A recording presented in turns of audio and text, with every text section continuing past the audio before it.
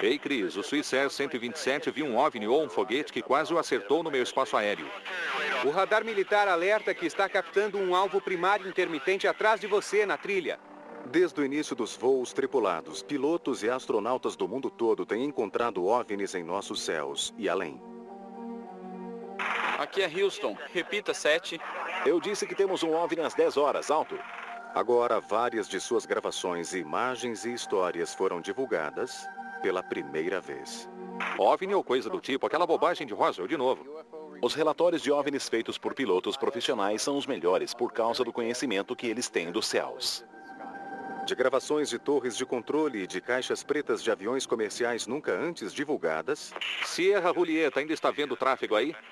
Com certeza. Para a FAA, os OVNIs são reais. Eles vêm punindo pilotos e escondendo relatórios de OVNIs há mais de 50 anos. Há relatórios secretos de astronautas e gravações feitas no espaço até 2005. Temos um objeto voador não identificado. Vários dos principais astronautas da NASA já afirmaram ter visto OVNIs. Com astronautas e pilotos relatando um número cada vez maior de atividades incomuns nos céus. Uma grande luz branca na frente e um verde azulado saindo atrás. Vou dizer uma coisa, é E estranho. os militares dizem que não tem nada no ar essa noite. Era rápido demais para ser um avião. Parecia um OVNI. Muitos perguntam, o céu pertence a nós ou a eles? Arquivos extraterrestres. Segredos de OVNIs das caixas pretas. A notícia dada no último dia 17 de novembro de um OVNI visto sobre o Alasca chamou atenção especial. O avistamento foi feito por um piloto com 29 anos de experiência. Os tripulantes afirmam que durante o voo sobre o Alasca em novembro, foram seguidos por 600 quilômetros por estranhas luzes brancas e amarelas. Dos milhares de encontros de pilotos e astronautas com OVNIs, poucos são tão espantosos como o ocorrido em 17 de novembro de 1986, com o voo 1628 da Japan Airlines quando sobrevoava o Alasca. Em relação aos casos nos Estados Unidos, o da JAL é muito interessante porque há várias testemunhas. Era um avião cargueiro e o piloto viu um objeto que parecia estar acompanhando aquela aeronave. Houve uma investigação da FAA. Foi uma investigação oficial do governo sobre o avistamento. Os eventos daquela noite foram gravados. Japan Air 1628 Heavy, o radar militar alerta que está captando um alvo primário intermitente atrás de você na trilha. Repito, na trilha. O Boeing 747 seguia de Paris a Tóquio voando a 1.000 km por hora, a uma altitude de 11.000 metros. Ele faria uma parada de reabastecimento em Anchorage, no Alasca. Às 17h11, o comandante Kenjo Terauchi, um piloto com 29 anos de experiência, avistou 3 objetos grandes não identificados voando 600 metros abaixo. Segundo ele, o maior dos objetos tinha o formato de uma casca de noz. O comandante Terauchi descreveu a nave principal como tendo o dobro do tamanho de um porta-aviões americano. O copiloto afirmou que era muito real. Era como um jato vindo em sua direção, exceto que não era um jato. O 747 não era nada comparado a esse enorme disco voador. Após vários minutos observando os OVNIs, os pilotos perceberam que os objetos estavam na mesma velocidade que eles, 1.000 km por hora. De acordo com o comandante, eles começaram a fazer movimentos que eram impossíveis para uma aeronave fabricada pelo homem. Então, sem aviso, as 2 aeronaves menores subiram em direção à janela do piloto. Elas chegaram tão próximas ao avião que, segundo o comandante, o brilho intenso deixou seu rosto quente. De repente, elas surgiram e vieram na direção da aeronave e oscilavam para frente e para trás quando se moviam. Elas pareciam estar a apenas 300 ou 600 metros na frente do avião, viajando a uns 1.000 km por hora. Naquele exato momento, a comunicação por rádio com Anchorage ficou muda, deixando a aeronave num voo cego. Uma catástrofe quase aconteceu, mas os OVNIs sobem e desviam para a esquerda. Desviando do objeto, requisitando direção. 240. JAL 1628 Heavy, desvio aprovado caso necessário para tráfego.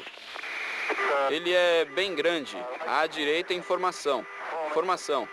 Em seu relatório oficial, o comandante Terauchi afirmou: tivemos de desviar daquele objeto. JAL 1628 ainda tem o tráfego. Desapareceu. JAL 1628. JAL 1628 Heavy, entendi que não está mais vendo o tráfego. Afirmativo. Momentos depois, uma mensagem urgente foi enviada da base de Elmendorf. O objeto não identificado aparecia no radar. Sim, é um traço 2 de novo. Confirmamos que há uma formação de 2 em torno de 1550. Um retorno primário apenas. Ok, onde está? Ele está seguindo? Parece que está, sim. Certo, aguarde. A frase formação de 2 indica que o JAL 1628 tem convidados indesejados, talvez com intenções hostis. O radar militar alerta que está captando um alvo primário intermitente atrás de você na trilha. Logo após essa confirmação, a FAA requisita o auxílio de jatos da Força Aérea. Você tem alguém para mandar lá ou quer fazer isso? Vamos falar com o oficial de ligação a respeito. Está começando a preocupar o JAL. Ele está fazendo um 360 e continua sendo seguido. Está bem, vamos ligar para o escritório militar.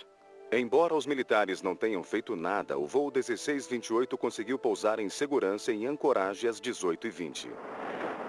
A grande cobertura da imprensa tornou este incidente um dos casos de OVNIs mais divulgados da história. Apesar do caso ainda provocar polêmica em torno das intenções dos objetos que seguiram o 747, até hoje o fato continua sendo um mistério. O 747 da JAL foi seguido por um disco voador. Os documentos misteriosamente desapareceram do escritório da FAA.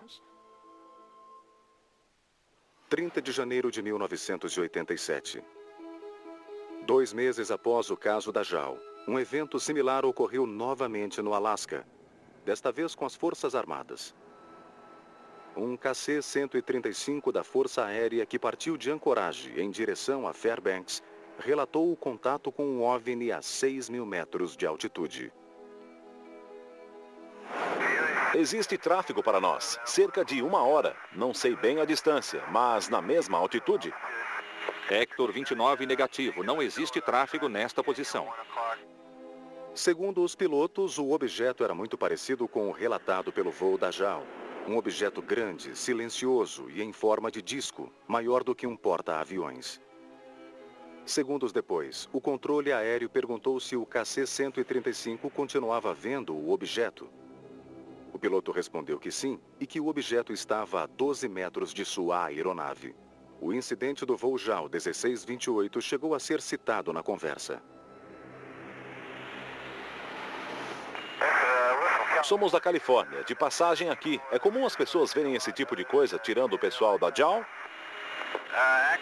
Hector 29, é muito raro se ver esse tipo de luzes aí.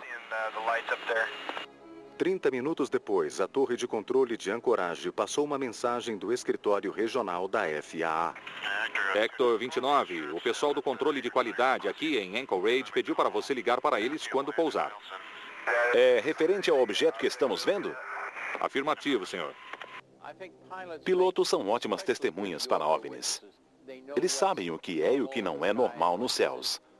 Eles veem todo tipo de aeronaves rotineiramente e quando um piloto relata um OVNI, a chance de ser verdade é muito grande.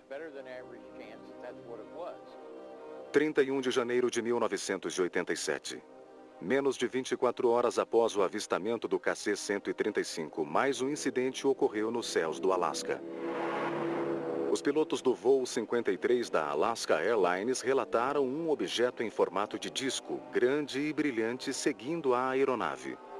O radar de terra nada indicava, mas a velocidade da nave estranha alarmou os pilotos. Sim, está abaixo de nosso radar. Captamos um blip. Ele se move a 2 km por segundo. Passou na nossa frente e desapareceu. Ele foi rápido demais. Um piloto que relata um OVNI para a FAA pode muito bem entregar a licença no dia seguinte. A FAA, os militares e até autoridades civis não querem saber de OVNIs. Os primeiros encontros de pilotos com OVNIs ocorreram nos anos 20 e 30, muito antes de existirem gravações de caixas pretas e de conversas com as torres de controle. Os avistamentos de pilotos ocorrem desde o início com Kenneth Arnold. Kenneth Arnold estava voando de Washington para Idaho, quando avistou sobre o Monte Rainier 9 aeronaves viajando de leste para oeste.